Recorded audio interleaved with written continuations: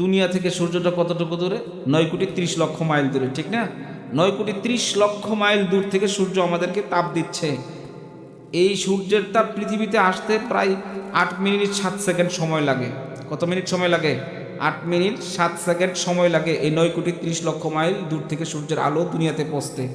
এবং আপনারা ভালো করে জানেন যে সামান্য একটু যদি গরম বেড়ে যায় তাহলে কিন্তু আমাদের অবস্থা খুব খারাপ হয়ে যায়, আমরা থাকতে পারি না, ঠিক না? আর এই সূর্য যখন আমার আপনার একেবারে অর্ধ হাত উপরে, মাথার অর্ধ হাত, 2 হাত বা 3 হাত উপরে আসবে এবং সূর্যের উত্তাপটা কি পরিমাণ থাকবে?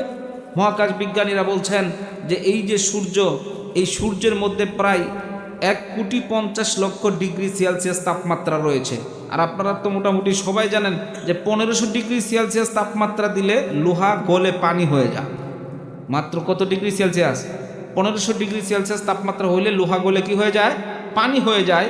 তাহলে 1,50,00,000 ডিগ্রি সেলসিয়াস তাপমাত্রা নিয়ে সূর্য যখন আমার আপনার মাথার অর্ধ হাত উপরে এসে তাপ ছড়াবে, তখন কি আমরা মানুষ হিসেবে দাঁড়িয়ে থাকতে পারবো?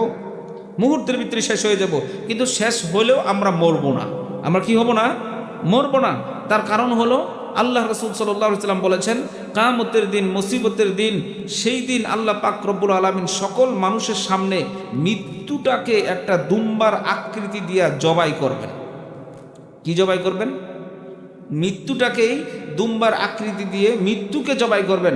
জবাই করে দিয়ে বলবেন, আজ থেকে মৃত্যুকে জবাই করে দেওয়া হয়েছে, সুতরাং যারা জান্নাতি তোমরা চিরকাল জান্নাতে থাকবে, তোমরা কোনোদিন মরবে না। যারা জাহান্নামী তোমরাও চিরকাল জাহান্নামে থাকবে, তোমরাও কোনোদিন মারা যাবে না। এই কঠিন ভয়াবহ দিনে আল্লাহ পাক রব্বুল আলামিন স্পেশালিভাবে যাদেরকে সম্মানিত করবেন, তার মধ্যে 3 নম্বর গুরুত্বপূর্ণ হলো ওরা যারা মসজিদ নির্মাণ করেছে, মসজিদকে ভালোবাসে, মসজিদের প্রতি আদব রেখেছে, মসজিদ নিয়ে টেনশন করে, মসজিদের উন্নয়ন নিয়ে কাজ করে। আল্লাহ পাক তাদেরকে স্পেশালিভাবে আরশে আজিমের সুশীতল ছায়া আশ্রয় দান করবেন। নবী মুহাম্মদ সাল্লাল্লাহু আলাইহি ওয়াসাল্লামের হাউজে কাউসারের পানি পান করাবেন। সুবহানাল্লাহ।